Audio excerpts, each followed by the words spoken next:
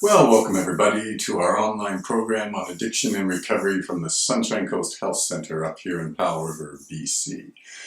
And as we've been talking about for the last few programs, we did a big research project. It took about a year and we finished it. And what we were trying to figure out is if the therapy that we conduct in the facility, which we call meaning therapy or meaning-centered therapy or meaning-oriented therapy, but whether this therapy had an influence on how the clients interpreted their addiction and recovery. And as it turns out, we found out it did influence them, and we found out it influenced them in very specific ways. But anyway, one of the ways that it seems to influence them was that they developed more of a sense of themselves, and they understood who they were as people, they understood their values, they understood how they made decisions when values conflicted, they had a good sense of their strengths and their weaknesses. And again, not perfect. I mean, the time here is way too short for that. But beginning this process and starting to pay attention to themselves. And this is, I think, a very important piece to what addiction is all about and why addicts suffer so much. We know from research under what makes life fulfilling, what gives contentment to life. And generally speaking, this starts from inside the individual person. So the individual person has a good sense of who he or she is as a person. Again, these things we talked about. They understand their values. They understand their strengths, they understand their weaknesses, all of these sort of things. And then based on that, then they look out into the world and then they develop motivations, they develop goals, things that are true to themselves.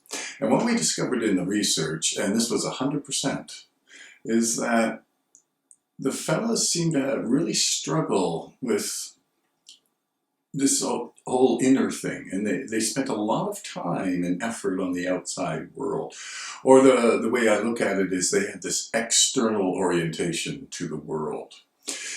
And this influenced them in so many ways. They would, for example, feel better if someone came and patted them on the back. That was the cue from the outside world they were doing a good job. But on the other hand, if someone gave them the finger, then they would feel bad. And it's almost like they were like puppets, or like, just whatever people would do on the outside, this is how they would react. And they found their guidance from the outside world. Again, contented people look to themselves to have this, to understand what they want to do in their lives, to regulate their emotions, all that. But the people in our study, they didn't have that. And the most obvious example, of course, is that in order to regulate their moods and emotions, they turned to this external substance, right? And artificially change things. Of course, that worked as long as they were intoxicated, but once sobriety returned, they're back to square one. Okay?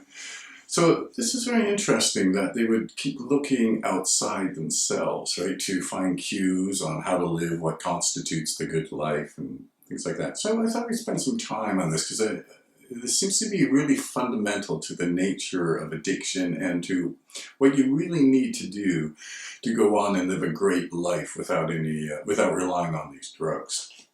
And one of the key things is this idea then that they really didn't know themselves very much. And it's really remarkable when you get a sense, or you talk in-depthly with the fellows.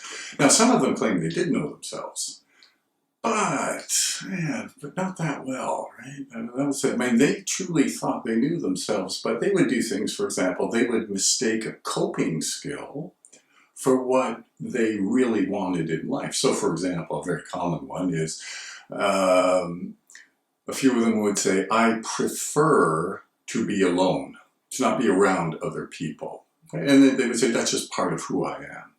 But we start talking with them, right? And in-depth talks, and not just a 5-minute special, but really in-depth probing talks. And inevitably we discover that they don't actually prefer to be alone. What's really going on for them is that they are uncomfortable around other people. In fact, what they really wanted, what they would really prefer, was to feel completely at ease around other people. But that's not how they interpret it when they first came into our facility. It was always, this is just who I am. I like to be totally alone, but the real thing is going on. I like to be totally alone because all these people are bugging me and put pressure on me, and it's driving me crazy. That's what's really going on. But for them to get this really good understanding that what they really want is to be at ease with other people. It's not that they really want to be alone. They just want to feel a lot more comfortable in the world. Anyway, as one example, and this was kind of pervasive across the board and really quite remarkable. And one of the really key points that came out, and one of the key themes that came out in the research. At any rate, we'll be back next time with another episode on our research study.